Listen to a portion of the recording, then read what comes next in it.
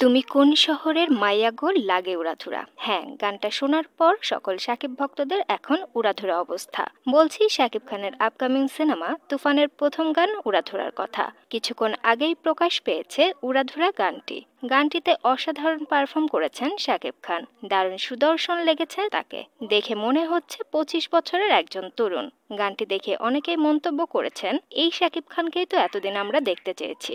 গানে আরও আছেন কলকাতার মিমি চক্রবর্তী। অসম্ভব গ্ল্যামারাস লেগেছে তাকেও। সেই সাথে নেচেছেনও দুর্দান্ত।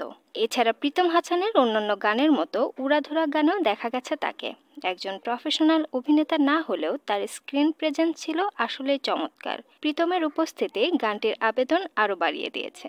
তবে গানটির সবচেয়ে সারপ্রাইজিং এন্ট্রি ছিল পরিচালক রায়হান রাফির। উড়াধুরা তুফান সিনেমার একটি প্রমোশনাল গান হতে চলেছে। পাড়া অলিতে গলিতে এখন যে শুধু উড়াধুরা গানটি বাজবে এ ব্যাপারে সন্দেহ নেই। আর সিনেমা হলে দর্শক যে গানটির সাথে সাথে নাচবে তা এখনই বোঝা যাচ্ছে। বিনোদন জগতের আরও নতুন নতুন খবর জানতে চ্যানেলটি লাইক, কমেন্ট এবং সাবস্ক্রাইব করুন।